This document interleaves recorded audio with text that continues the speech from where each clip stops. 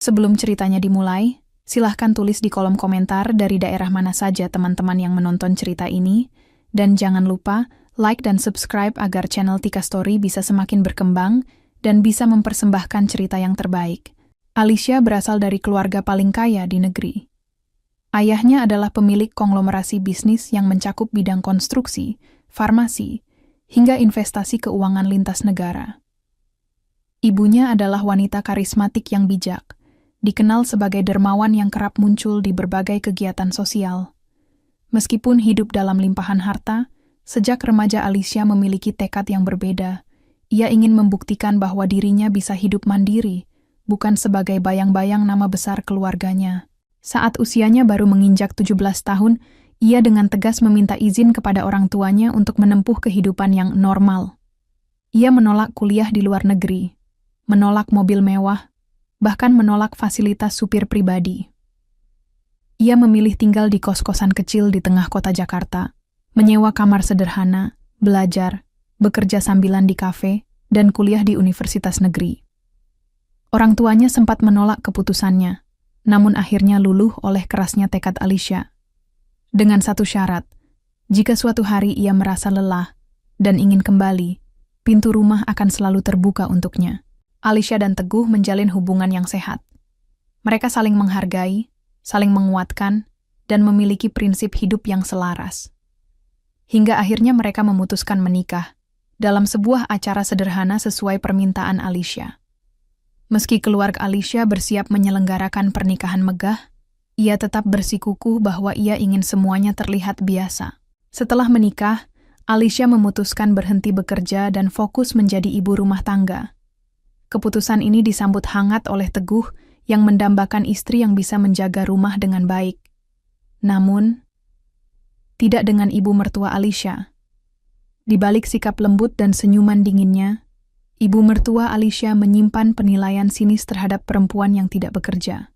Ia memandang Alicia sebagai beban. Ia tidak tahu siapa Alicia sebenarnya dan tidak mau tahu. Yang ia tahu hanyalah menantunya adalah perempuan yang tinggal di rumah anaknya dan tidak menghasilkan uang. Alicia mencoba bertahan. Ia mencuci, menyapu, memasak, melayani semua anggota keluarga termasuk mertua. Tapi dalam diam, ia dimaki, dihina, bahkan dijebak dengan pekerjaan rumah yang tak pernah habis. Langit sore menguning lembut di atas kota yang sibuk. Di sudut kecil sebuah gang di dekat kampus ternama, berdiri bangunan kos sederhana dengan pagar besi tua yang mulai berkarat. Dari luar, tak ada yang menyangka bahwa salah satu penghuninya adalah pewaris dari keluarga terkaya di negeri ini, Alicia Adinegara, putri tunggal dari keluarga Adinegara yang memiliki puluhan perusahaan raksasa di berbagai sektor industri, dari properti hingga teknologi. Namun Alicia, gadis muda berusia 21 tahun itu, tidak mengenakan kemewahan dalam kesehariannya. Ia bangun lebih pagi dari penghuni kos lainnya, menanak nasi dengan rice cooker kecil miliknya, menyapu kamar sempit berukuran 3x4 meter yang penuh dengan buku-buku, dan mempersiapkan diri untuk kuliah. Alicia memilih hidup mandiri sejak masuk universitas. Ia tak mau hidup dengan fasilitas mewah atau dilayani oleh asisten pribadi. Ia ingin tahu sejauh mana ia bisa berdiri di atas kakinya sendiri. Bukan karena nama besar keluarganya. Bahkan saat teman-temannya di kampus sibuk membahas mobil baru pemberian orang tua mereka, Alicia justru sibuk mencuci bajunya sendiri dengan tangan dan bekerja paruh waktu di sebuah kafe kecil di ujung jalan kampus. Tidak ada satupun yang tahu siapa sebenarnya dirinya. Nama belakang Adinegara pun ia sembunyikan, cukup mengenalkan diri sebagai Alicia W. dari luar kota. Meski hidupnya tampak sederhana, ia menjalani semuanya dengan tekad dan ketulusan. Ia tahu bahwa hidup dalam bayang-bayang kekayaan keluarga hanya akan mengaburkan jati dirinya. Ia ingin tahu siapa dirinya tanpa bantuan nama besar itu. Setiap hari selepas kuliah, ia bekerja hingga malam. Ia menyajikan kopi, membersihkan meja, hingga menutup kafe di pukul 10 malam. Meski lelah, ia selalu pulang dengan senyum kecil di wajahnya. Ia tidak mengeluh. Ia tidak ingin memanjakan dirinya dengan kenyamanan. Ia percaya bahwa setiap jerih payah akan terbayar pada waktunya. Dan benar saja.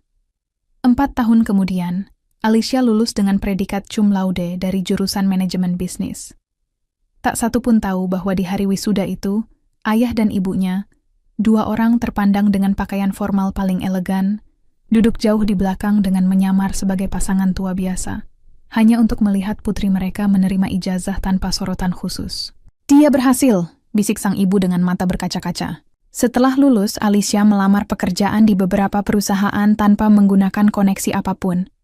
Ia ingin berjuang dari bawah.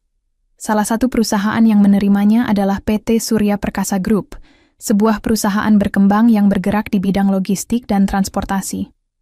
Tak ada yang tahu bahwa pemilik saham mayoritas dari perusahaan itu adalah ayahnya sendiri. Namun sang ayah sengaja membiarkan putrinya berjuang dari staf administrasi terlebih dahulu tanpa campur tangan.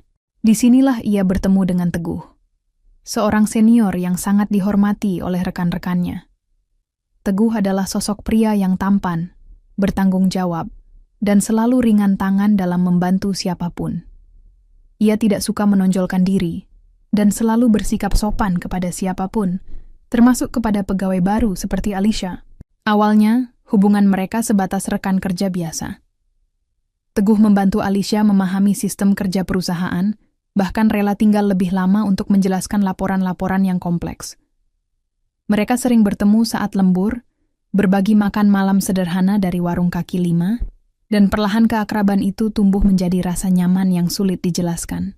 Tanpa mereka sadari, hari-hari yang dilalui bersama telah menumbuhkan benih cinta yang tak bisa disangkal. Teguh terpikat oleh ketulusan dan kerja keras Alicia, sementara Alicia menemukan sosok pria yang tidak melihatnya dari kekayaan, melainkan dari siapa dirinya sebenarnya. Tak lama kemudian, Teguh menyatakan perasaannya dengan cara yang sederhana namun penuh ketulusan. Di depan kafe tempat mereka sering makan malam, di bawah cahaya temaram lampu jalan, ia berkata, "Aku nggak tahu bagaimana caramu menjalani hidup ini, Liz. Tapi aku tahu satu hal, aku ingin selalu ada di sisimu." Alicia terdiam sejenak, lalu mengangguk pelan dengan senyum yang tulus. "Aku pun begitu." Beberapa bulan kemudian, setelah menjalani hubungan yang sehat dan saling mendukung, Teguh melamar Alicia. Ia tidak tahu siapa Alicia sebenarnya. Bahkan saat melamar pun, Teguh hanya membawa cincin sederhana yang dibelinya dengan tabungan lembur selama 3 bulan. Pernikahan mereka berlangsung hangat, sederhana namun penuh cinta. Hanya keluarga terdekat dari pihak Teguh yang hadir. Orang tua Alicia datang dengan identitas samaran, hanya sebagai kerabat dari luar kota. Alicia masih belum ingin membuka jati dirinya. Setelah menikah, Alicia memutuskan untuk berhenti bekerja. Ia ingin fokus membangun rumah tangga dan menjalani hidup sederhana bersama suaminya. Keputusan itu disambut baik oleh Teguh, yang percaya bahwa rumah tangga adalah kerjasama dua arah, dan tidak selalu soal kontribusi finansial. Namun tidak semua pihak menerima keputusan itu dengan senang hati. Hari-hari awal pernikahan Alicia dan Teguh adalah potret dari kehidupan sederhana yang penuh kebahagiaan. Mereka tinggal di rumah milik orang tua Teguh, sebuah rumah tingkat 2 di pinggiran kota yang tidak terlalu besar, namun cukup nyaman untuk ditinggali bersama keluarga. Awalnya, Alicia merasa beruntung bisa hidup dengan mertua yang terlihat ramah. Ibu Teguh, Bu Rani, menyambutnya dengan senyuman manis saat pertama kali Alicia menginjakkan kaki di rumah itu sebagai menantu. Namun, di balik senyuman itu, ada sesuatu yang sulit dijelaskan. Sorot mata tajam yang diam-diam menilai. "Jangan sungkan ya. Di rumah ini kamu anggap aja kayak anak sendiri," kata Bu Rani saat itu. Alicia tersenyum dan mengangguk, meski di dalam hati ada rasa tak nyaman yang muncul sekelebat. Hari-hari berlalu, dan Alicia mulai mengambil alih tugas-tugas rumah tangga. Ia bangun lebih pagi untuk memasak, membersihkan rumah, menyetrika pakaian seluruh anggota keluarga, bahkan mencuci pakaian Bu Rani dengan tangan. Ia melakukannya tanpa keluhan sedikit pun. Teguh yang bekerja dari pagi hingga sore, tak pernah melihat bagaimana istrinya menjalankan semua kewajiban rumah tangga dengan disiplin dan keikhlasan. Namun di mata Bu Rani, semua yang dilakukan Alicia tidak pernah cukup. Suatu pagi saat sarapan, Bu Rani berkomentar sambil menyendok nasi. "Telurnya agak asin ya hari ini, lain kali jangan kebanyakan garam. Kalau masak itu dirasa dulu." Alicia menunduk. "Maaf Bu, nanti saya perbaiki." Keesokan harinya, saat mencuci baju, Bu Rani menitipkan cucian tambahan berupa spray, sarung bantal, dan tirai. Sekalian ini dicuci, Ya, jangan pakai mesin, lebih bersih pakai tangan. Ucapnya singkat sebelum berlalu ke kamar. Alicia hanya diam. Tangan-tangannya yang kecil mulai kasar karena deterjen, tapi ia tak mengeluh. Ia merasa mungkin ini bagian dari menjadi istri, bagian dari berbakti. Teguh tak pernah curiga. Setiap pulang kerja, ia selalu mendapati rumah bersih, makanan terhidang, dan istrinya yang menyambut dengan senyum. Ia mengira semuanya baik-baik saja. Namun di balik itu, Alicia mulai merasakan tekanan yang mengikis perlahan. Ia tak hanya menjadi menantu, tapi seolah menjadi pembantu di rumah itu. Ia tak diberi ruang untuk istirahat. Bahkan saat tubuhnya mulai terasa lelah dan lesu, ia tetap memaksakan diri mengerjakan semua pekerjaan rumah. Di malam hari, saat Teguh sudah tidur, Alicia sering duduk sendirian di kamar mandi kecil di lantai bawah, hanya untuk menenangkan diri dari rasa lelah yang menumpuk. Ia tak pernah menceritakan hal ini pada siapapun, tidak pada suaminya, tidak juga pada orang tuanya. Ia merasa, ini jalan yang ia pilih, dan ia harus kuat menjalaninya. Namun tekanan demi tekanan terus datang. Bu Rani mulai sering menyindir soal status Alicia yang tidak bekerja. Enak ya jadi perempuan sekarang, udah nikah, bisa leha-leha di rumah, makan gratis, tidur gratis, katanya suatu pagi saat sarapan. Teguh hanya tertawa kecil, menganggap ibunya bercanda. Tapi Alicia tahu, itu bukan lelucon. Dan sindiran itu tidak berhenti. Suatu hari, saat Alicia sedang makan siang, Bu Rani datang dengan nada tinggi. "Loh, kamu makan duluan. Udah selesai kerja." "Wah, hebat ya. Makan 3 kali sehari tapi nggak nyumbang penghasilan." Alicia terdiam. Suapan terakhir nasi di piringnya terasa hambar. Ia ingin menjelaskan, tapi mulutnya seperti terkunci. Ketegangan mulai bertambah ketika Alicia mengalami demam tinggi. Tubuhnya menggigil dan ia nyaris tak bisa bangun dari tempat tidur. Tapi karena takut dibilang malas, ia tetap bangun dan memaksakan diri menyapu halaman. Saat itu, Bu Rani keluar dan melihat Alicia sempoyongan sambil memegang sapu. "Kalau sakit jangan pura-pura kerja. Tidur aja sana. Jangan bikin halaman makin kotor," katanya ketus sambil berlalu. Kata-kata itu menusuk, namun Alicia tak membalas. Ia duduk perlahan di tangga depan rumah, menahan pusing yang menyerang. Hingga akhirnya, tubuhnya tak kuat lagi. Ia pingsan di situ, tanpa suara, tanpa keluhan. Yang menemukannya adalah tetangga sebelah, Bu Reta, yang langsung memanggil ambulans dan membawa Alicia ke rumah sakit. Saat Teguh datang, wajahnya pucat melihat istrinya terbaring lemas dengan infus menancap di tangan. "Kenapa dia bisa pingsan begini?" Teguh marah menatap ibunya dengan penuh tanya. "Ya mana saya tahu? Tiba-tiba aja pingsan di depan rumah," elak Bu Rani. Teguh kemudian bicara dengan dokter dan baru tahu bahwa Alicia kelelahan akut. Kurang tidur, kurang gizi, dan terlalu banyak aktivitas fisik. Setelah Alicia sadar, Teguh duduk di sampingnya dan menggenggam tangannya erat. "Kenapa kamu nggak cerita sama aku?" Alicia tersenyum lemah. "Aku nggak mau kamu khawatir." Sejak saat itu, Teguh mulai memperhatikan. Ia mulai menyadari hal-hal kecil yang selama ini luput dari perhatiannya. Tangan Alicia yang kasar, mata lelahnya, dan tatapan kosong di sela-sela percakapan. Teguh mencoba berbicara pada ibunya. Namun Bu Rani tak senang anaknya membela istri. "Kamu lebih percaya sama perempuan itu daripada ibu kandungmu sendiri?" Hubungan mereka mulai retak perlahan. Teguh terjepit di antara cinta pada ibunya dan kesetiaan pada istrinya. Namun cinta sejatinya diuji di titik paling rapuh.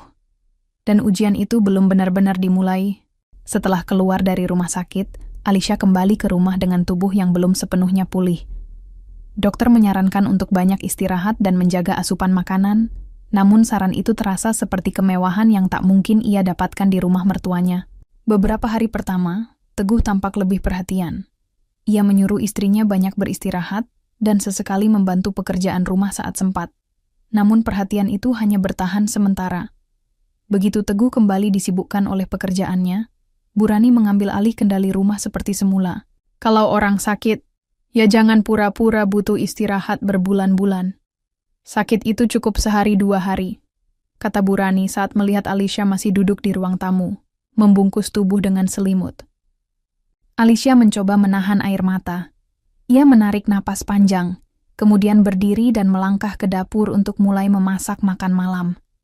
Tubuhnya masih lemas, tapi ia tahu, melawan hanya akan memperburuk keadaan. Hari-hari selanjutnya berjalan dalam tekanan. Bu Rani semakin keras terhadapnya. Ia sengaja meninggalkan cucian dalam jumlah besar, menyuruh Alicia membersihkan seluruh kamar atas, bahkan membangunkannya lebih pagi dari biasanya. Semua dilakukan tanpa terima kasih, yang ada hanya kritik dan omelan. Namun, ada satu peristiwa yang mulai menumbuhkan benih kecurigaan di dalam hati Alicia. Suatu pagi saat sedang menyapu halaman, Alicia melihat tetangga depan rumah, Bu Wati, sedang menatapnya dengan raut wajah penuh iba. "Kamu baik-baik aja, Lis?" tanya Bu Wati sambil mendekat. Alicia mengangguk, meskipun tubuhnya sedikit membungkuk menahan pusing. "Maaf kalau saya lancang.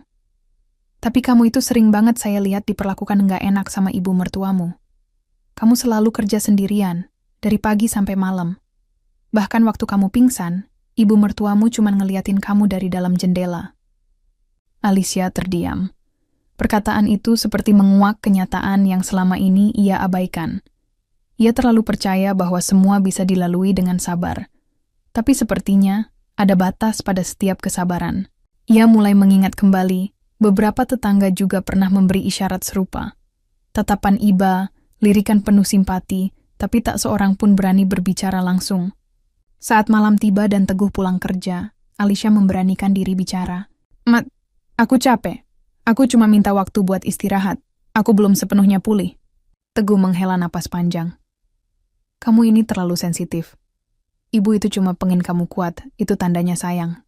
"Tapi, Mas," suara Alicia pelan, "sikap ibu bukan bentuk kasih sayang. Aku terus dipaksa kerja, bahkan saat aku sakit.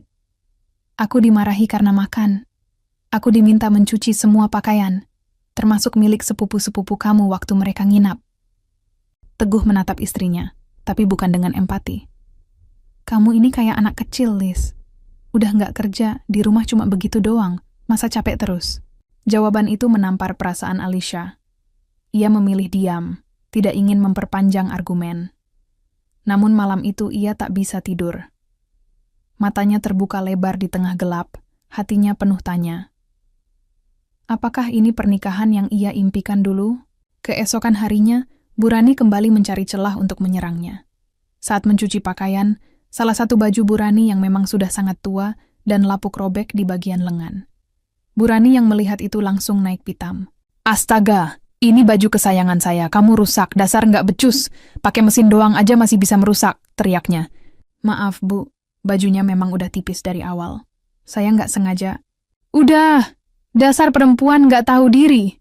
Tinggal di rumah ini, makan tiap hari, tidur enak, tapi nggak bisa ngerawat barang orang. Keluar kamu dari rumah ini." Kata-kata itu bergema di telinga Alicia. Ia berdiri di depan mesin cuci dengan tangan yang masih basah. Air matanya jatuh, namun wajahnya tetap menunduk. Ia tidak berkata apa-apa. Ia masuk ke kamar, mengambil tas kecil berisi pakaian dan barang-barang pribadi, lalu keluar dari rumah tanpa suara. Ia tak langsung ke rumah orang tuanya.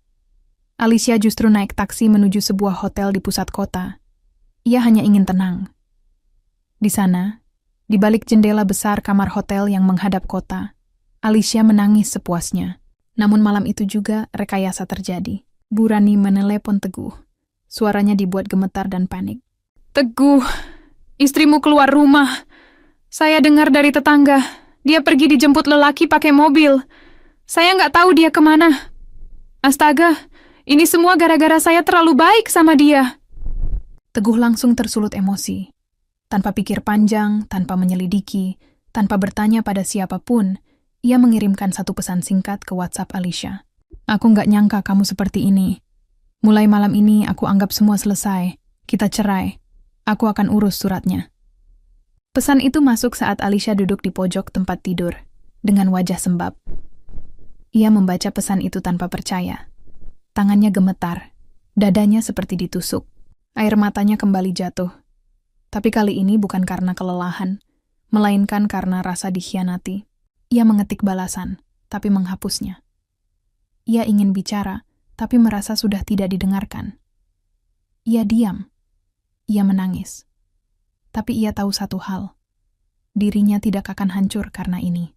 Keesokan paginya, ia menghubungi kedua orang tuanya. Dan disitulah badai besar dimulai.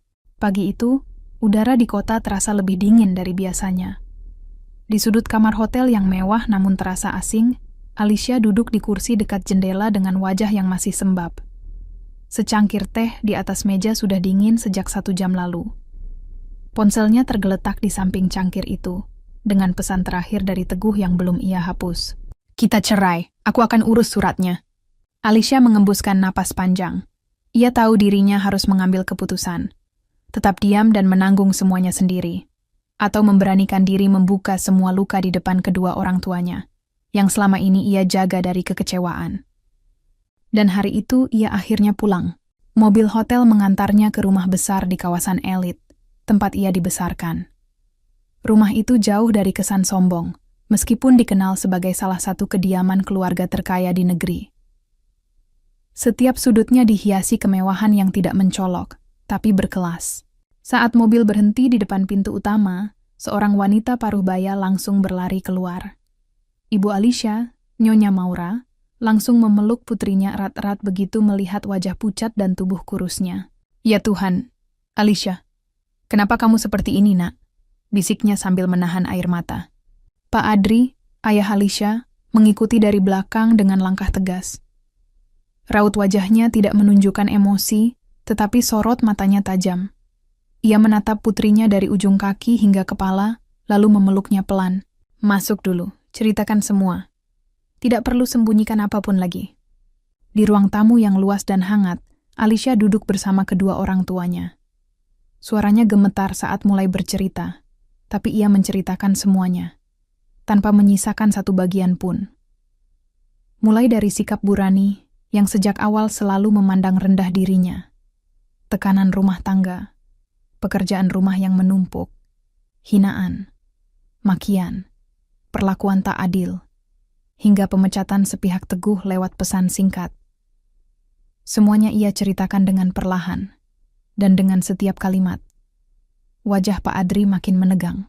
Nyonya Maura sesekali menghapus air matanya. Matanya yang dulu penuh kelembutan kini memancarkan kemarahan seorang ibu yang anaknya disakiti tanpa belas kasihan.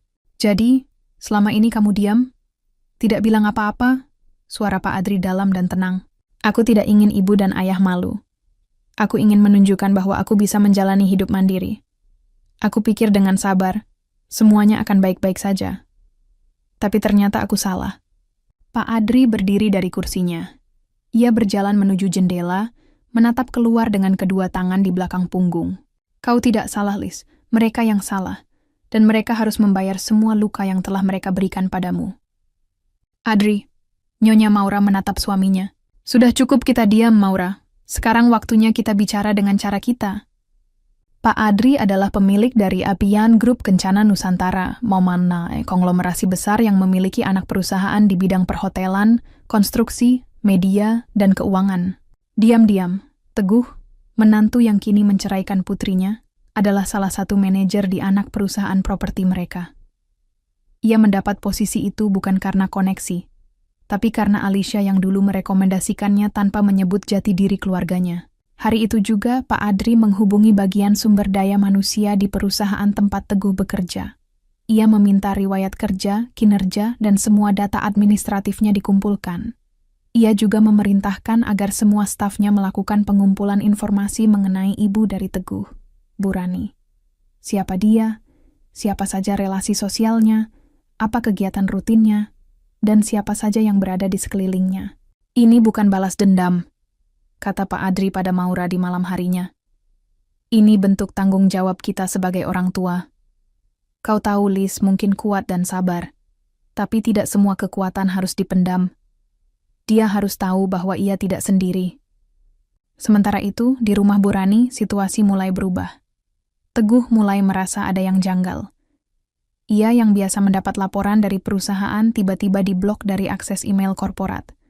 Semua akses database perusahaan mendadak ditangguhkan. "Ibu, kamu nggak tahu apa-apa soal ini?"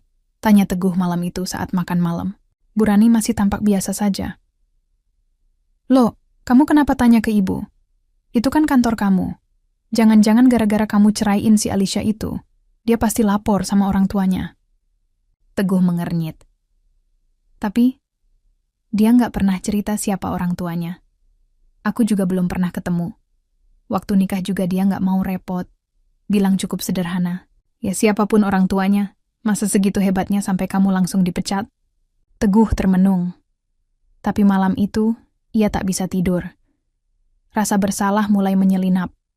Ia teringat wajah pucat Alicia saat terakhir ia lihat. Ia teringat betapa istrinya tak pernah melawan, tak pernah mengeluh, bahkan tak pernah sekalipun mengadu tentang ibunya. Dan satu pertanyaan menghantam pikirannya. Apakah aku telah kehilangan wanita yang justru paling tulus menyayangiku? Pagi itu, suasana kantor pusat Negrup Kencana Nusantara Kartu berbeda dari biasanya. Rapat internal digelar lebih awal, hanya melibatkan direktur-direktur senior dan beberapa orang kepercayaan Pak Adri. Dalam ruangan luas bernuansa krem dan kayu jati itu, Alicia duduk di samping ayahnya untuk pertama kalinya, setelah bertahun-tahun menjauh dari bayang-bayang keluarganya. "Lis, kau sudah siap?" tanya Pak Adri lembut. Alicia mengangguk. Matanya masih menyisakan luka, tapi kini diselimuti semangat baru, semangat untuk memperjuangkan dirinya. Pak Adri membuka rapat dengan satu kalimat tegas. "Kita akan ungkap siapa saja yang terlibat menyakiti putri saya. Kita akan mulai dari laporan aktivitas Teguh dan ibunya. Saya ingin semua data masuk hari ini juga." Salah satu staf khusus mengeluarkan dokumen tebal berisi jejak digital Teguh, mulai dari korespondensi kantor hingga riwayat transaksi perusahaannya. Namun bukan hanya Teguh yang mereka telusuri, melainkan juga Burani. "Ini hasil investigasi selama 3 hari terakhir," ujar staf tersebut. "Kami telah menelusuri aktivitas Burani, ibu dari Teguh. Ditemukan beberapa informasi mencurigakan." Alicia menatap halaman-halaman laporan itu. Ia tahu ayahnya tidak akan bertindak tanpa bukti konkret. Dan bukti-bukti itu memang mengejutkan. Dalam laporan tersebut terungkap bahwa Burani kerap meminjam uang dari komunitas arisan mewah dan menyebut bahwa dirinya adalah besan dari konglomerat terkenal, tanpa tahu bahwa identitas keluarga Alicia masih dirahasiakan publik. Ia juga menyebar gosip kepada tetangga dan lingkungan sosialnya bahwa Alicia adalah perempuan pemalas yang tidak tahu diri, dan menyebut bahwa kepergian Alicia dari rumah adalah karena berselingkuh dengan pria lain, tanpa bukti apapun. Ada bukti rekaman CCTV dari tetangga yang menunjukkan Burani berbicara sengaja mengarang cerita kepada Teguh tentang Alicia, dibonceng motor oleh pria muda dan menginap di hotel murah. Laporan itu disertai dengan rekaman suara yang secara jelas memperdengarkan suara Burani. "Biar aja dia pergi. Nanti ku bilang ke Teguh kalau dia kabur sama laki-laki. Biar sekalian dia cerain anak itu." Alicia tak bisa menahan air mata mendengar rekaman tersebut. Ia terdiam, tangan gemetar memegang berkas. Betapa tegas seseorang yang sudah dianggap seperti orang tua sendiri bisa sebegitu bencinya, hingga menjebak dan menghancurkan hidupnya. Pak Adri menatap putrinya. "Sekarang kamu tahu alasan kenapa ibu dan ayah tidak akan membiarkan ini semua berakhir begitu saja." Sore harinya, tim hukum grup Kencana dikumpulkan. Mereka ditugaskan menyiapkan 2 langkah. 1. Pemutusan kontrak dan pemberhentian Teguh sebagai manajer cabang properti. 2. Gugatan pencemaran nama baik dan penghinaan terhadap keluarga besar Adri and Maura yang dilakukan oleh Burani secara terbuka, dengan bukti rekaman dan testimoni tetangga. Namun di sisi lain kota, di rumah Burani, Teguh mulai gelisah. Ia baru saja menerima notifikasi resmi dari HRD. Dirinya diberhentikan efektif pertanggal hari itu juga. Tak ada penjelasan lebih lanjut, hanya satu kalimat menyakitkan. Karena pelanggaran etika internal perusahaan dan konflik kepentingan yang tidak dilaporkan. Ia menggebrak meja. "Bu, ibu yakin nggak bilang apa-apa ke siapa-siapa?" Teguh bertanya dengan wajah frustrasi. Burani berusaha tenang, meskipun wajahnya mulai pucat. "Apa maksud kamu? Jangan-jangan orang tua Alicia punya pengaruh besar di kantor. Mereka tahu kita cerai. Dan aku pikir aku tahu kenapa aku dipecat." Teguh mulai membuka ulang pesan-pesan lama dari Alicia. Ia membaca ulang pesan terakhir dari Alicia sebelum pergi. "Maafkan aku, Teguh. Aku pergi bukan karena orang lain, tapi karena aku tidak kuat. Aku cuma ingin diam sebentar dan menenangkan diri. Aku tidak pernah menyakitimu." Ia menutup ponselnya dan menghela napas panjang. Kepalanya mulai menyusun potongan-potongan peristiwa yang selama ini ia abaikan. Alicia tak pernah memperkenalkan keluarganya secara langsung. Ia selalu membayar kebutuhan rumah tangga tanpa meminta bantuan.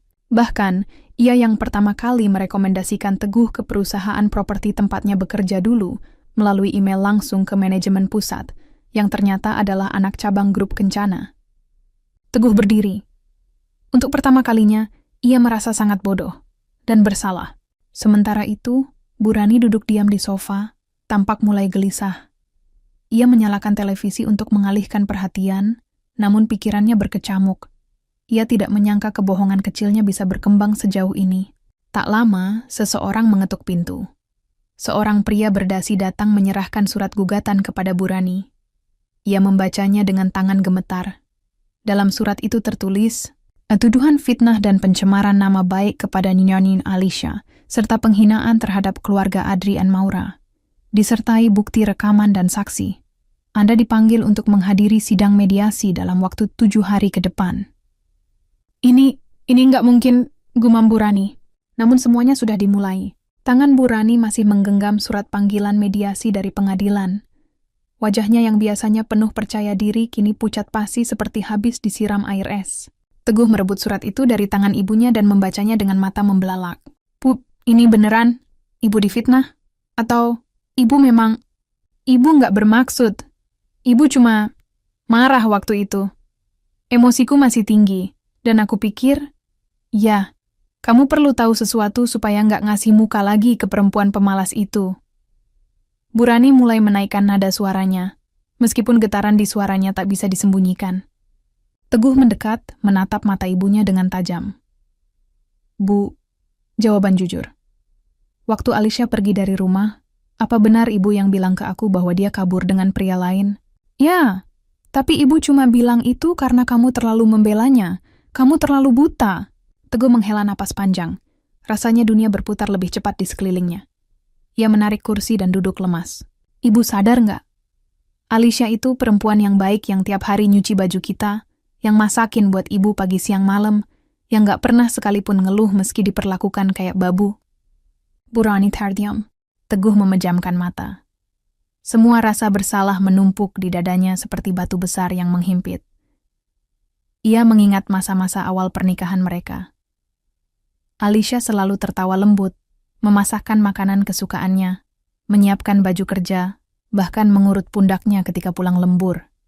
Tak pernah sekalipun Alicia meminta imbalan, tak pernah menuntut macam-macam. Dan ia menceraikannya hanya karena satu cerita dari ibunya, cerita tanpa bukti. Teguh berdiri. "Aku harus ketemu Alicia. Aku harus minta maaf." "Jangan bodoh," saut Bu Rani cepat. "Kalau kamu muncul sekarang, kamu cuma akan mempermalukan dirimu sendiri. Dia udah ngaduk-ngaduk kita ke keluarganya. Kamu pikir mereka akan terima kamu balik?" Teguh menatap ibunya lama, seolah baru pertama kali melihatnya dengan mata yang benar-benar jernih. "Bu, selama ini, aku kira Alicia yang membuat rumah ini terasa jauh. Tapi ternyata, ibu yang bikin rumah ini kayak neraka buat dia." Ia berjalan menuju kamar, mengambil jaket dan kunci mobil. "Aku akan cari dia. Kalau bisa, aku mau minta maaf langsung.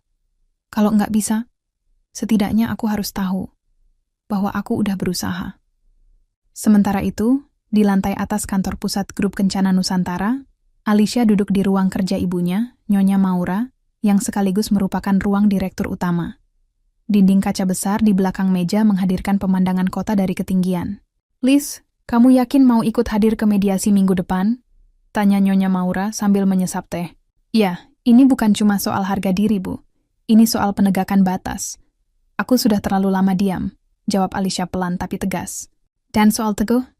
Alicia menghela napas. "Aku nggak tahu, Bu. Setengah hatiku masih ingin dia datang dan berkata bahwa semuanya hanya salah paham. Tapi separuh lainnya sudah terlalu lelah." Nyonya Maura mengangguk perlahan. "Apa kamu tahu? Waktu kamu kecil, kamu selalu bilang kamu ingin jadi perempuan yang kuat. Ibu bangga sekali sekarang.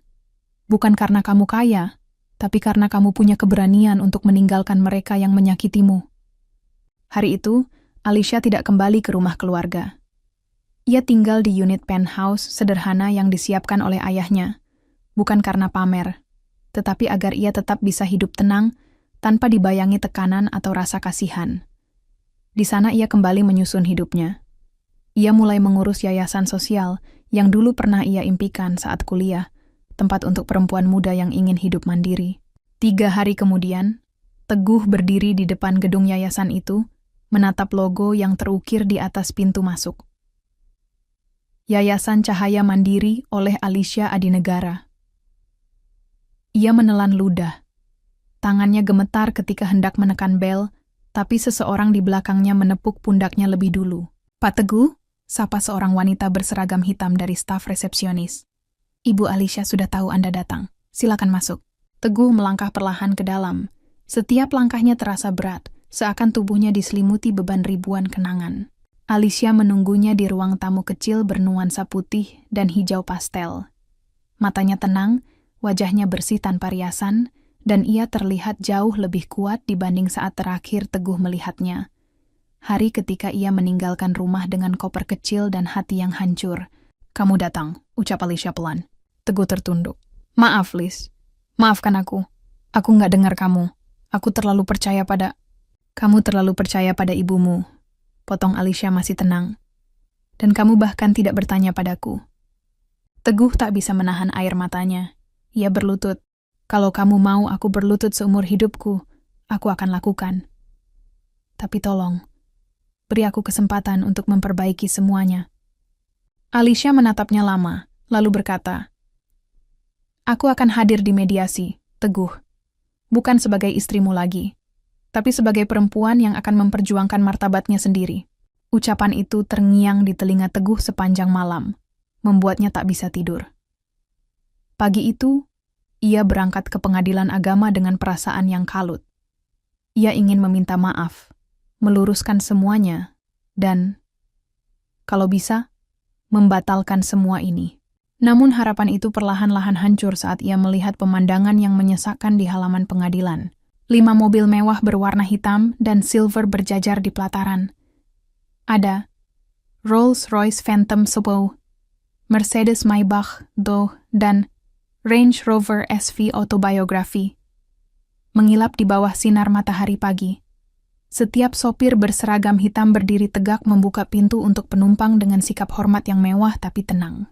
Dari salah satu mobil turun Alicia, mengenakan setelan putih tulang dengan kerudung silk bermotif elegan, langkahnya mantap, wajahnya tenang, dan tubuhnya tegak. Di belakangnya, menyusul seorang wanita parubaya yang anggun, Nyonya Maura Adinegara, CEO Grup Kencana Nusantara, didampingi suaminya, Adri Adinegara, pria pemilik perusahaan terbesar di Asia Tenggara. Kehadiran mereka seperti badai angin yang meluluh lantakkan harga diri Burani. Burani terdiam. Matanya tak berkedip menatap Alicia dan orang tuanya yang kini berjalan melewati mereka. Bibirnya bergetar, tapi tak ada suara keluar. Kaki-kakinya limbung. "Bu!" tegur Teguh pelan, memegang tangan ibunya agar tetap berdiri tegak. Tapi yang Burani rasakan bukan sekadar lemas. Ia merasa tercekik oleh kenyataan pahit yang kini berdiri gagah di depannya. Perempuan yang dulu ia hina sebagai benalu, ternyata adalah anak dari keluarga yang bukan hanya kaya, tapi terpandang, dihormati, dan punya kuasa yang tak bisa diabaikan. Alicia berhenti sejenak di depan mereka. "Selamat pagi, Ibu," ucapnya sopan tapi datar. "Ibu masih bisa berdiri. Kalau tidak, kami bisa minta petugas untuk sediakan kursi roda." Kalimat itu terdengar biasa saja, tapi tajam seperti sembilu bagi Burani. Mereka lalu berjalan masuk ke ruang mediasi. Di dalam ruangan, suasana tegang menyelimuti meja panjang berwarna coklat tua. Mediator, seorang hakim perempuan berwibawa, duduk di ujung meja dengan berkas di tangannya. "Saudari Alicia, apakah Anda sudah siap untuk memulai proses mediasi?" Alicia mengangguk. "Ya, Yang Mulia." "Pihak tergugat, Ibu Rani dan Bapak Teguh?" Teguh menjawab dengan suara lemah. "Siap, Yang Mulia." Burani masih membisu. Hakim membuka berkas. Dalam gugatan ini, Saudari Alicia mengajukan permohonan mediasi untuk menyelesaikan persoalan kehormatan dan hak-hak hukum sebagai perempuan, termasuk pencemaran nama baik, penelantaran, dan pemutusan hubungan tanpa dasar. Mohon dijelaskan terlebih dahulu oleh pihak penggugat. Alicia menatap ke arah Teguh, lalu ke arah hakim. "Saya bukan hanya menggugat cerai. Saya ingin menegaskan bahwa saya selama ini difitnah, bahwa saya kabur membawa pria lain. Itu tidak pernah terjadi. Dan saya punya bukti." Ia meletakkan beberapa lembar tangkapan layar pesan suara dan transkrip panggilan dari nomor Teguh, serta video CCTV saat dirinya pergi dari rumah tanpa membawa apapun kecuali koper kecil. Ada juga pesan WhatsApp dari Teguh yang menceraikannya secara sepihak. Hakim menelaah dokumen itu dengan cermat. Apakah benar ini suara Anda, Saudara Teguh? Teguh menunduk. Ya, itu suara saya. Dan saudari Alicia meninggalkan rumah dengan sopan, tidak membawa barang berharga. Benar. Jadi kabar bahwa dia kabur dengan pria lain itu tidak benar? Teguh mengangguk pelan. Tidak benar, Yang Mulia. Burani memejamkan mata. Tangannya mengepal di pangkuan. Jadi siapa yang menyebarkan fitnah itu kepada Saudara Teguh? Tanya Hakim dengan nada serius. Tak ada yang menjawab. Nyonya Maura, yang sedari tadi diam, menyisipkan suara tenangnya. Yang Mulia, kami tidak meminta ganti rugi atau kompensasi materi. Tapi kami ingin kebenaran ditegakkan. Karena fitnah ini bukan hanya melukai Alicia, tapi juga mencoreng martabat keluarga kami. Teguh menoleh dengan cepat.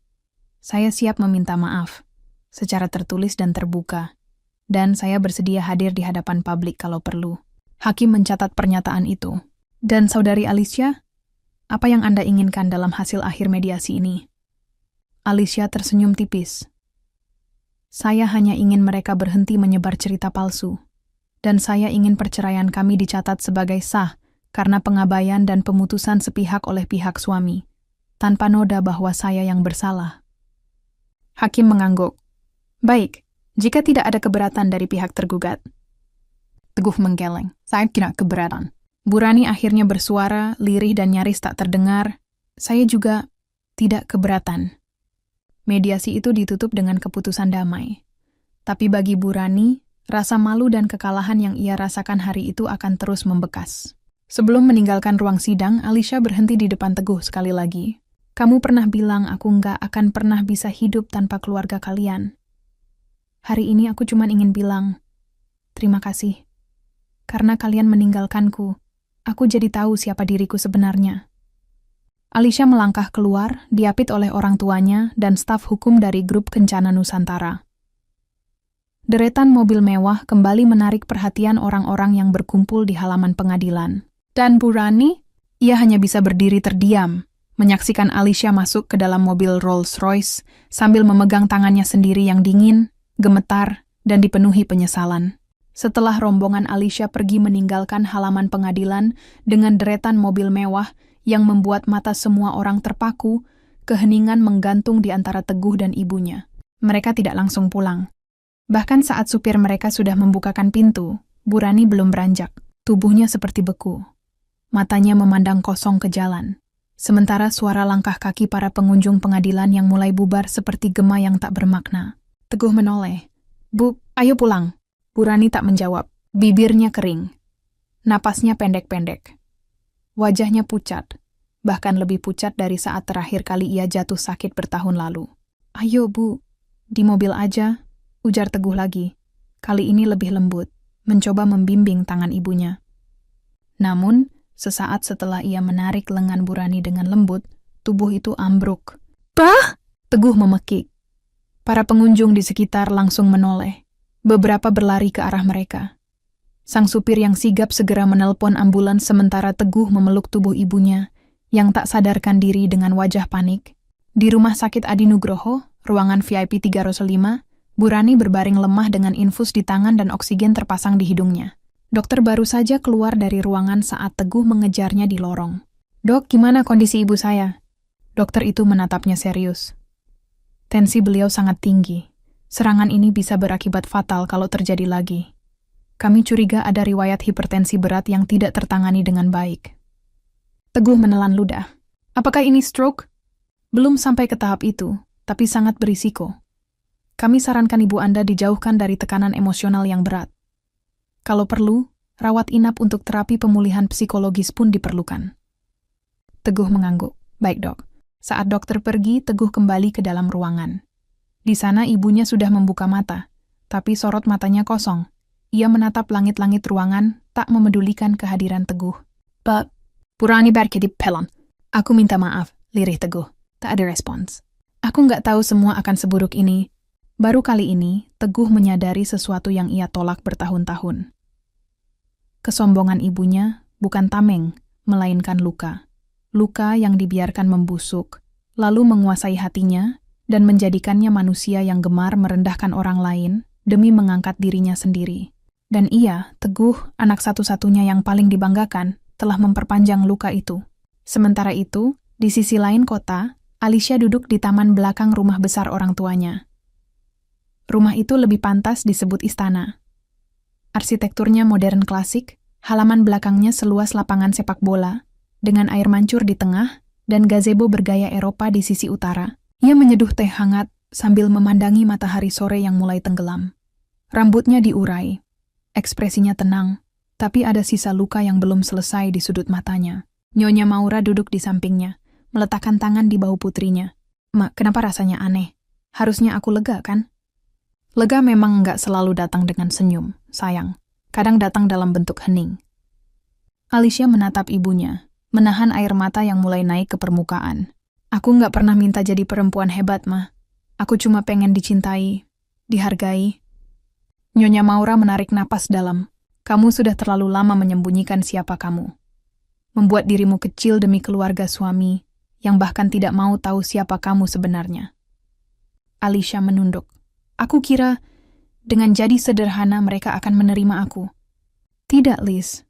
Bukan karena kamu sederhana, tapi karena mereka punya hati yang congkak." Tiba-tiba suara langkah kaki mendekat. Pak Rendra datang dengan ekspresi serius. "Ada hal yang harus kita bicarakan," ucapnya. Alicia dan Nyonya Maura saling pandang. Mereka mengikuti Pak Rendra masuk ke ruang kerja. Di sana, seorang pria muda dengan jas hitam sudah menunggu. Ia berdiri dan mengangguk hormat. "Saya Andre dari tim hukum dan investasi," katanya. "Ada kabar terbaru dari perusahaan tempat Teguh bekerja," ujar Pak Rendra sambil duduk.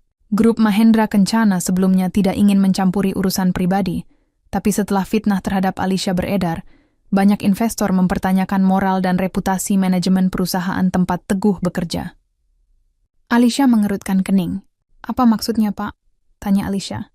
"Kami memutuskan untuk menarik investasi tahap kedua dari perusahaan mereka," lanjut Andre. "Dan karena nama keluarga Mahendra juga ada di Dewan Penasehat, kami menyarankan untuk evaluasi besar-besaran terhadap kinerja manajemen." Nyonya Maura menatap putrinya. "Bukan balas dendam," katanya pelan. "Ini penertiban reputasi. Tak ada tempat bagi orang yang menjatuhkan perempuan dengan fitnah di dunia profesional." Alicia terdiam. Di kantor tempat Teguh bekerja, kabar itu menyebar seperti api di musim kemarau. Beberapa rapat darurat digelar, rekan-rekan sejawat mulai menjauh, bahkan atasannya memanggilnya dengan nada sinis. "Kamu tahu nggak, Teguh? Karena tingkah lakumu, kita bisa kehilangan investor terbesar kita. Apa kamu pikir perusahaan ini milik keluargamu?" Teguh hanya bisa terdiam, menunduk dalam diam yang menyesakan. Setiap langkahnya di lorong kantor terasa seperti jalan menuju jurang. Saat kembali ke rumah sakit malam itu, Teguh duduk di samping ibunya yang masih terbaring lemah. "Bu," suaranya pelan. "Ibu dengar nggak? Aku kehilangan semuanya, nama baik, karier, teman." Ia mengusap wajahnya. "Dan dia, aku benar-benar kehilangan Alicia." Bu Rani membuka matanya. Tangannya yang lemah berusaha menyentuh tangan Teguh. "Maafkan, Ibu." Tangis Teguh pecah seketika. Ia memeluk tangan ibunya erat. Untuk pertama kalinya, mereka tidak lagi bicara tentang dendam, martabat, atau harga diri. Tapi tentang luka. Luka yang mengubah segalanya. Kalimat itu yang terus diulang-ulang oleh Alicia dalam hati saat ia menatap jendela kaca besar di lantai tertinggi gedung Mahendra Tower. Di hadapannya, pemandangan kota membentang dalam diam. Padat, megah, namun seolah tunduk di bawah kekuasaannya. Hari ini adalah hari pertama Alicia secara resmi menduduki posisi mana Direktur Pengembangan Strategisian di Kencana Nusantara, peran yang selama ini disembunyikan dari semua orang, bahkan dari Teguh, mantan suaminya. Dulu, ia hanya menghadiri rapat-rapat secara virtual, menggunakan nama samaran, dan tak pernah menampakkan diri di media. Tapi kini, semua itu berubah. Ia berdiri dengan nama dan wajahnya sendiri. Ia bukan hanya Alicia, istri yang disia-siakan. Tapi kini, Alicia Adinegara, pewaris sah dari salah satu konglomerasi terbesar di negeri ini. Selamat datang kembali ke Medan sebenarnya, Bu Alicia. Suara itu datang dari Adrian, sekretaris pribadinya yang baru. Pria muda itu membungkuk dengan sopan sambil menyerahkan map berisi laporan investasi bulan ini. Alicia tersenyum tipis.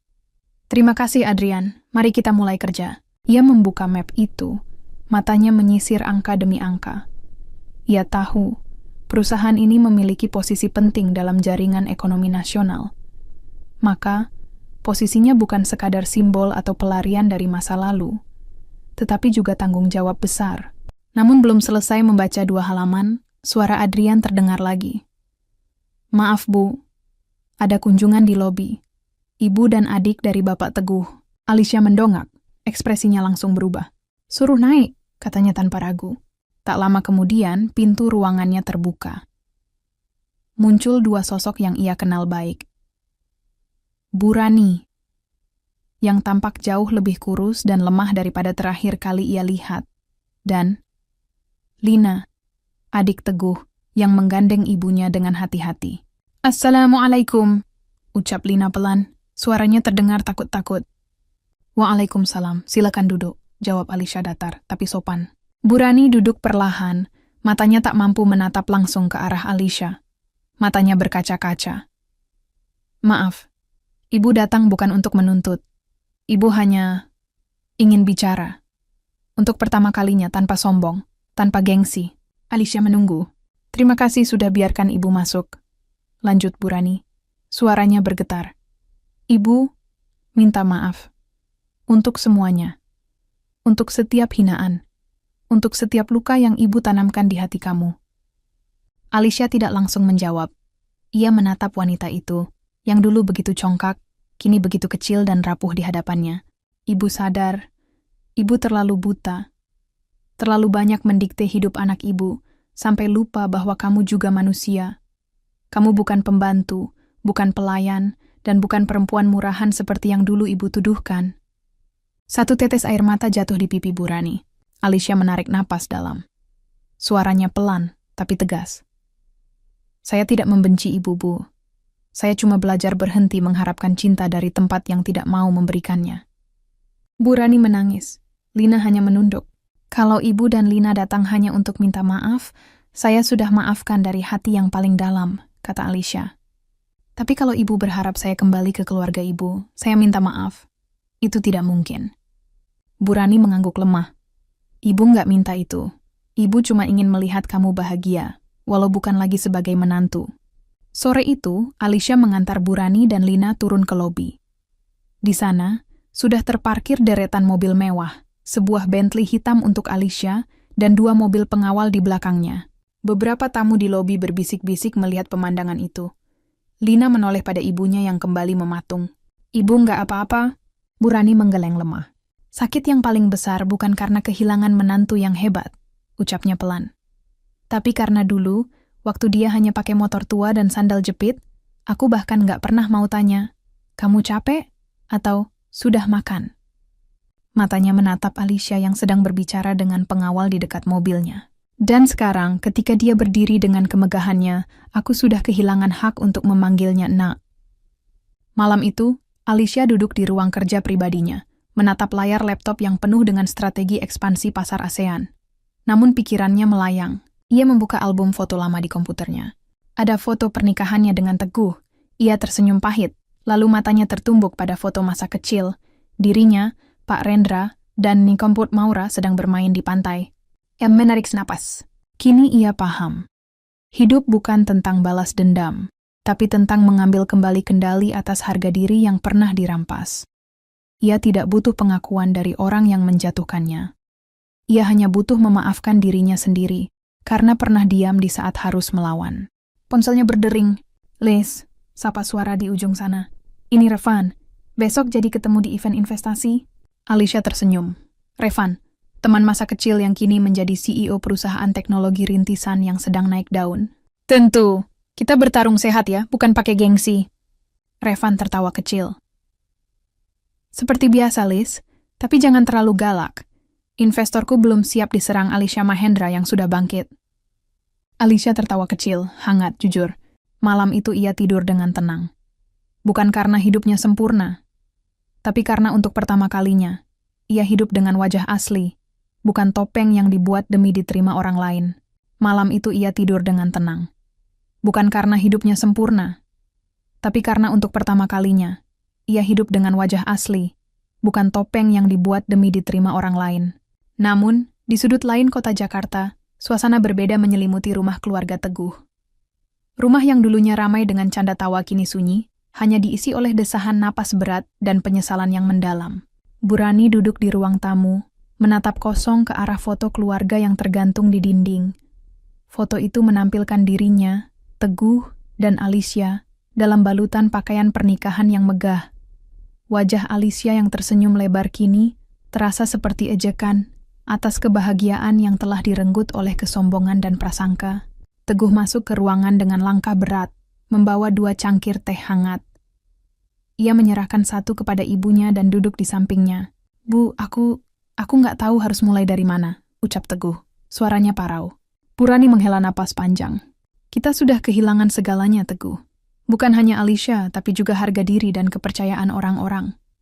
Teguh menunduk, menatap cangkir teh di tangannya. "Aku pikir aku bisa memperbaiki semuanya, tapi ternyata aku hanya memperburuk keadaan." Bu Rani menatap anaknya dengan mata yang berkaca-kaca. "Kita harus belajar dari kesalahan kita, Nak.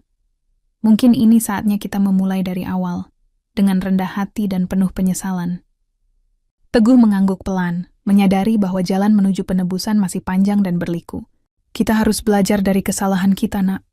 Mungkin ini saatnya kita memulai dari awal, dengan rendah hati dan penuh penyesalan." Teguh mengangguk pelan, menyadari bahwa jalan menuju penebusan masih panjang dan berliku. Tapi diam-diam, hatinya berkata lain. Ia merindukan Alicia. Merindukan senyum teduhnya, kesabaran yang tak pernah habis, bahkan suaranya yang lembut saat memintanya untuk sekadar makan bersama. Kini semua itu hanya tinggal kenangan, tersapu oleh keegoisan dan kebodohannya sendiri. Beberapa hari berlalu dalam kesunyian dan suasana yang serba canggung. Teguh kehilangan pekerjaannya di perusahaan tempat ia bernaung selama bertahun-tahun. Pemecatan yang dilakukan oleh ayah Alicia bukan sekadar keputusan bisnis, tapi sebuah pernyataan keras bahwa keluarga Alicia tidak akan membiarkan anak mereka diperlakukan sewenang-wenang oleh siapapun. Bu Rani, yang sebelumnya selalu membusungkan dada sebagai mertua, kini harus menelan pil pahit dari reputasi yang runtuh. Tetangga-tetangga mulai berbisik, mengolok diam-diam, dan tak lagi memandangnya dengan hormat seperti dulu. Namun, jauh dari situ, di sebuah gedung tinggi yang berdiri megah di jantung ibu kota, Alicia memulai harinya dengan langkah baru. Hari itu, ia mengenakan blazer putih gading dan celana panjang hitam, tampil sebagai sosok wanita tangguh yang jauh dari bayang-bayang masa lalunya. Rambutnya diikat sederhana, dan wajahnya memancarkan aura tenang dan percaya diri. Alicia kini kembali aktif di jajaran direksi perusahaan keluarganya. Tak sekadar menjadi putri pemilik, tapi ia memang layak di posisi itu. Dedikasinya, kemampuannya dalam manajemen, serta koneksi luas yang ia bangun diam-diam selama bekerja sebagai karyawan biasa, menjadikannya sosok yang diperhitungkan. Pagi itu, ruang rapat dipenuhi para eksekutif muda dan staf senior yang menunggu arahan darinya. Alicia membuka laptopnya, lalu memulai presentasi ekspansi bisnis ke 3 negara Asia Tenggara dalam waktu 2 tahun ke depan. Ucapannya tenang, runut, penuh pertimbangan, dan tak ada satupun keraguan yang tampak dari wajahnya. Usai rapat, sekretaris pribadinya menghampiri. "Bu Alicia, ada seorang pria yang datang ke lobi. Mengaku bernama Teguh. Katanya ingin bertemu sebentar saja." Alicia mematung. Hatinya berkecamuk. Nama itu tak asing, tapi rasanya seperti berasal dari kehidupan yang berbeda. Ia menarik napas pelan lalu menjawab, "Tolong sampaikan saya sedang rapat sepanjang hari." Ia tidak sedang berbohong. Ia memang memiliki jadwal rapat hingga malam. Tapi lebih dari itu, ia belum siap. Ia belum siap untuk membuka luka yang belum sembuh benar. Ia belum siap untuk kembali melihat wajah yang pernah mencintainya dan juga menghancurkannya. Di lobi gedung, Teguh duduk termenung, mengenakan kemeja lusuh dan sepatu yang sedikit tergores. Penampilannya jauh dari rapi seperti dulu. Ia memegang secarik surat tulisan tangan, permintaan maaf, Tapi surat itu tetap utuh di tangannya. Belum sempat diberikan. Ia tahu dirinya tak layak meminta maaf. Tapi ia juga tahu ia tak bisa hidup dengan membiarkan semua ini tak terjelaskan. Baginya, Alicia bukan hanya istri. Ia adalah rumah. Ia bangkit dari kursi tunggu dengan langkah gontai, lalu keluar dari gedung tanpa sepatah kata. Dalam hatinya ia berdoa, semoga ada hari lain, kesempatan lain, untuk menebus semuanya. Hari demi hari berlalu. Nama Alicia semakin dikenal. Ia muncul dalam majalah bisnis, diundang menjadi pembicara seminar wanita muda sukses. Bahkan dilirik sebagai salah satu pengusaha muda inspiratif nasional. Meski begitu, Alicia tak pernah pamer. Ia tetap rendah hati, bahkan masih kerap datang ke rumah kos lamanya, dan membantu pemilik kos mengangkat galon air, hanya untuk mengingat dari mana ia memulai. Sore itu, ia duduk di balkon penthouse apartemennya, memandangi senja. Di sampingnya, sang ibu duduk tenang, menyuguhkan teh hangat. "Alicia," ucap sang ibu pelan. "Kamu sudah melampaui harapan siapapun, tapi ibu tahu, kadang hati kamu masih belum tenang." Alicia tersenyum. "Aku nggak menyesal pernah menikah dengan Teguh, Bu. Justru itu yang membuat aku jadi seperti sekarang. Tapi aku juga tahu, aku nggak bisa kembali ke tempat yang sama dan berharap hasil yang berbeda." Sang ibu mengangguk pelan, lalu menatap mata putrinya dalam-dalam. "Kalau suatu hari dia minta maaf, kamu siap memaafkan?" Alicia terdiam sejenak, lalu berkata, "Memaafkan? Ya. Tapi melupakan dan kembali? Tidak." Sementara itu, di rumah yang mulai usang, Teguh berlutut di ruang sholat, menengadahkan tangan dengan mata basah. "Ya Tuhan, jika memang aku tak pantas untuknya, maka berikan aku hati yang ikhlas. Tapi jika aku masih punya waktu untuk memperbaiki semuanya, beri aku kekuatan untuk tak menyerah." Tangisnya pecah. Di kamar sebelah, Bu Rani hanya bisa mendengarkan. Ia juga menangis. Menangisi egonya, kesombongannya, dan keangkuhannya yang kini membuat anaknya kehilangan segalanya. Dan malam itu, untuk pertama kalinya dalam hidupnya, Bu Rani juga bersujud. Bukan untuk minta dikabulkan keinginan, tapi meminta dimaafkan atas segala dosa yang ia lakukan pada seorang gadis yang hanya ingin mencintai keluarganya. Pagi harinya, rumah tua itu dipenuhi keheningan. Tak ada suara omelan Bu Rani, tak ada juga langkah terburu-buru Teguh seperti biasanya. Mereka berdua hanya duduk di meja makan, memandangi bubur ayam yang sudah dingin. "Ibu," suara Teguh pelan. Bu Rani mengangkat wajahnya, matanya sembab. "Ya, aku mau ke rumahnya Alicia hari ini. Bukan untuk minta dia kembali, tapi aku ingin minta maaf. Sungguh-sungguh. Meskipun dia tidak mau melihatku lagi, aku harus minta maaf dengan sepenuh hati." Bu Rani menatap anak lelakinya dengan perasaan yang campur aduk. Ia tahu, mungkin ini bukan tentang memperbaiki hubungan, tapi tentang menebus rasa bersalah yang telah menumpuk dan menyiksa batin mereka setiap hari. Sementara itu, di kediaman keluarga Alicia, yang kini jauh dari kesan sederhana, suasana begitu ramai dan cerah. Hari itu merupakan hari ulang tahun ayah Alicia yang ke-60. Sebuah pesta kecil digelar di taman belakang rumah, lengkap dengan tenda putih elegan, bunga segar, dan iringan alunan musik klasik dari biola. Mobil-mobil mewah berjejer di halaman depan, dari Rolls-Royce hingga Lamborghini Aventador, semua milik tamu undangan dan koleksi pribadi keluarga. Di tengah gemerlap pesta itu, Alicia mengenakan gaun hijau zamrud sederhana namun elegan, menonjolkan pesona alaminya tanpa kesan berlebihan. Ia tertawa lepas di samping ibunya, menyambut tamu-tamu yang datang dari kalangan pejabat, artis, hingga pengusaha terkemuka. Tiba-tiba, suara mesin motor tua terdengar memasuki kawasan depan rumah. Seorang satpam mengerutkan dahi dan segera menghampiri pengendara yang tampak canggung. Teguh, dengan mengenakan kemeja putih kusam dan celana hitam yang mulai lusuh, ia turun dari motor dengan wajah penuh keraguan. Ia tak menyangka pesta semegah itu tengah berlangsung. Ia merasa kerdil, amat sangat kerdil. Mobil-mobil mewah di sekitarnya seakan menertawainya. Satpam mendekat. "Ada keperluan, Pak?" Saya ingin bertemu Bu Alicia. Hanya sebentar. Saya mantan suaminya," jawab Teguh dengan suara menurun. Satpam mengangguk, walau tampak ragu. Ia menelpon seseorang di dalam. 5 menit kemudian, Ibu Alicia muncul. Ia tampak terkejut melihat sosok Teguh berdiri kaku di depan gerbang. Namun raut wajahnya tetap tenang. "Mas Teguh," sapanya pelan. "Ada perlu apa ke sini?" Saya nggak datang buat mengganggu, Bu. Saya cuma ingin minta maaf dari lubuk hati terdalam saya.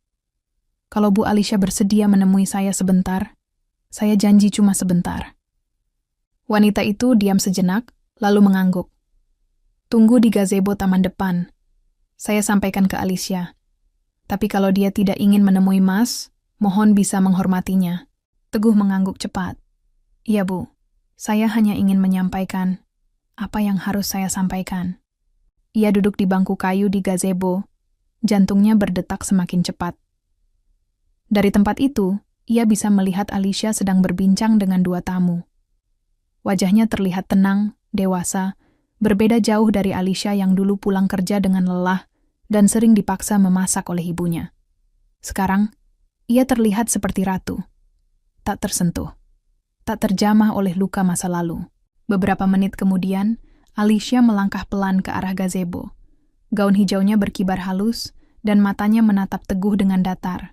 Tidak ada senyum, tidak ada kemarahan, hanya ketenangan. Teguh segera berdiri, gugup. "Alicia, terima kasih udah mau nemuin aku. Aku tahu aku nggak pantas, tapi aku tetap ingin minta maaf.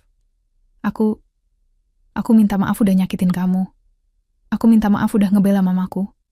Udah ninggalin kamu waktu kamu paling butuh aku. Aku sadar. Semua itu salahku. Semuanya." Alicia memandangnya dalam diam. Hanya angin yang menjawab, "Aku nggak berharap kita balik. Aku tahu kamu udah lebih dari cukup untuk bahagiain dirimu sendiri. Tapi aku harus sampaikan ini, karena aku nggak bisa tidur dengan tenang.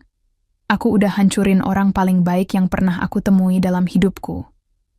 Dan aku nyesel setiap hari." Alicia menatap Teguh lama sekali. Ia lalu berkata pelan, "Teguh, kamu datang tepat di saat aku sudah tidak butuh jawaban apa-apa lagi. Dulu, aku menangis berharap kamu minta maaf. Tapi sekarang, aku bahkan tidak punya alasan untuk marah, karena kamu sudah bukan siapa-siapa." Ucapan itu menampar Teguh lebih keras dari apapun. "Tapi," Alicia melanjutkan, "aku tetap menghargai keberanianmu datang dan meminta maaf, karena tidak semua orang bisa lakukan itu. Aku terima permintaan maafmu, tapi tolong, jangan pernah datang ke hidupku lagi. Bukan karena aku membencimu, tapi karena aku mencintai diriku sendiri sekarang." Teguh hanya bisa menunduk. Ia tahu, ini akhir yang ia layak dapatkan. Alicia melangkah pergi. Tapi sebelum benar-benar meninggalkan gazebo, ia menoleh dan berkata, "Doaku tetap yang terbaik untukmu dan ibumu. Semoga kalian bisa bangkit, bukan untukku, tapi untuk dirimu sendiri." Dan dengan itu, ia kembali ke tengah pesta, kembali tersenyum dan menari bersama ibunya di antara gemerlap lampu taman. Teguh masih berdiri di gazebo, mata kosong, dada sesak. Ia menatap siluet Alicia yang makin menjauh, makin tinggi, makin tak tergapai. Dan barulah ia benar-benar sadar bahwa kadang, maaf yang datang terlambat bukan hanya tak bisa memperbaiki, tapi juga tak akan pernah cukup untuk menyembuhkan. Alicia berjalan kembali ke tengah pesta, menyambut tamu-tamu dengan senyum tenang, seakan pertemuan dengan masa lalunya tak pernah terjadi. Namun di dalam dadanya, ada satu ruang yang terasa benar-benar lega. Ia sudah melepaskan, sudah mengampuni, dan yang terpenting, ia sudah bebas. Hidup tidak pernah mengembalikan waktu, tapi ia memberi kesempatan untuk menciptakan masa depan yang lebih terang. Dan Alicia tahu, ia tidak hanya selamat dari badai, tapi ia keluar dari badai itu sebagai versi terbaik dari dirinya sendiri. Setahun setelah pertemuan terakhirnya dengan Teguh, Alicia semakin bersinar. Perusahaannya merambah ke bidang teknologi hijau, mengembangkan sistem pengelolaan energi ramah lingkungan untuk perumahan elit. Ia menjadi salah satu pengusaha wanita paling muda yang masuk ke dalam daftar Top 50 Most Influential Business Leaders in Asia. Ibunya kini hidup bahagia, sering ikut Alicia dalam kegiatan sosial maupun perjalanan bisnis. Mereka menghabiskan lebih banyak waktu bersama, menonton film klasik, berburu kuliner baru, bahkan mendaki gunung kecil di akhir pekan. Hubungan mereka yang dulu hanya sebatas ibu dan anak, kini menjelma menjadi dua sahabat sejati. Dan dalam diam, kehidupan memberi kejutan lain, cinta yang baru. Namanya Dimas. Ia adalah kepala divisi teknologi di salah satu perusahaan rekanan Alicia. Mereka pertama kali bertemu dalam sebuah konferensi energi berkelanjutan di Singapura. Dimas bukan CEO, bukan pewaris kekayaan, dan tak memiliki penampilan mencolok. Tapi ia cerdas, sopan, dan sangat menghargai Alicia sebagai perempuan, sebagai manusia. Mereka tidak langsung jatuh cinta. Hubungan itu tumbuh pelan, dari pertemuan, menjadi percakapan, menjadi diskusi panjang tentang hidup, sampai akhirnya menjadi perasaan yang tak bisa dibendung. Dimas tidak pernah bertanya tentang masa lalu Alicia, tapi juga tidak pernah berhenti memujanya dalam diam. Suatu sore yang teduh, di kafe pinggir danau yang tenang, Dimas menggenggam tangan Alicia. "Kalau aku mencintaimu," katanya pelan, "itu bukan karena kamu hebat, kaya, atau cantik, tapi karena kamu memilih untuk kuat ketika dunia menyuruhmu menyerah." Alicia terdiam. Matanya berkaca-kaca. Ini adalah cinta yang dulu tak pernah ia rasakan, yang tak pernah ia bayangkan akan datang setelah luka. Ia tersenyum. "Dan aku mencintaimu karena kamu tidak pernah membuatku merasa harus menjadi orang lain." Hari itu mereka berdua tahu, mereka telah menemukan rumah bukan dalam bangunan, tapi dalam satu sama lain. Sementara itu, di tempat lain, Teguh kini hidup di kota kecil sebagai pegawai gudang. Ibunya, Bu Rani, tinggal bersamanya. Mereka tidak lagi kaya. Rumah mereka sederhana, dan kehidupan mereka tidak seberwarna dulu. Tapi untuk pertama kalinya, hubungan ibu dan anak itu tidak dipenuhi tekanan dan tuntutan. Mereka banyak menghabiskan waktu dengan refleksi dan membantu komunitas sekitar. Bu Rani bahkan menjadi relawan di panti jompo, membacakan buku untuk para lansia. Dari situ ia belajar arti kehidupan yang lebih hakiki, bahwa kebahagiaan bukan didapat dari menguasai orang lain, tapi dari membiarkan orang lain hidup bebas dan dihargai. Mereka tidak pernah melihat Alicia lagi, tidak juga mencoba mencarinya. Tapi di hati mereka ada rasa damai, karena ia tahu Alicia bahagia, dan itu cukup. Beberapa tahun kemudian, pesta kecil digelar di taman belakang rumah Alicia. Tapi kali ini bukan untuk ulang tahun atau peluncuran produk, melainkan pernikahan. Alicia mengenakan gaun putih sederhana, rambutnya disanggul lembut, dan wajahnya bersinar seperti bulan purnama. Di sampingnya, Dimas berdiri dalam jas biru gelap, matanya tak lepas dari wanita yang kini sah menjadi istrinya. Para tamu berdiri menyambut keduanya. Di antaranya ada para pengusaha, teman-teman sekolah, anak-anak panti asuhan yang dulu dibantu Alicia, dan tentu saja, ibunya yang tersenyum bangga dari barisan depan. Saat prosesi selesai, Dimas mencium kening Alicia dan membisikkan, "Terima kasih sudah bertahan sayang, dunia tidak memberimu yang kamu layak dapatkan dulu. Tapi aku akan pastikan mulai hari ini, kamu mendapat segalanya." Alicia menahan air mata haru. "Aku tidak butuh dunia memberiku segalanya. Aku hanya butuh seseorang yang melihat nilainya. Dan kamu sudah cukup." Lagu klasik mengalun. Para tamu berdansa. Lampu gantung taman menyala keemasan. Alicia dan Dimas berdiri di tengah panggung cinta mereka sendiri. Sebuah panggung yang tidak dibangun dari luka, tapi dari keberanian untuk menyembuhkan. Dan saat malam menutup hari itu, Alicia menatap bintang-bintang dan membisikkan satu kata, "Terima kasih." Bukan kepada seseorang, tapi kepada dirinya sendiri. Karena telah bertahan, karena telah percaya, karena telah memilih untuk bahagia. Cerita ini mengajarkan kita bahwa tidak semua luka harus dibalas dengan amarah. Kadang, kebangkitan dan keberhasilan adalah bentuk balas dendam paling elegan. Bahwa dalam hidup, kita tidak bisa mengendalikan bagaimana orang lain memperlakukan kita, tapi kita selalu bisa memilih bagaimana kita meresponsnya. Ketika dihina, ditinggalkan, atau dianggap tidak berharga, jangan biarkan penilaian mereka menentukan arah hidup kita. Terima kasih telah menonton hingga akhir. Jika kisah ini menyentuh hatimu, jangan lupa like, tuliskan pendapatmu di kolom komentar dan subscribe agar kamu tidak ketinggalan cerita inspiratif lainnya.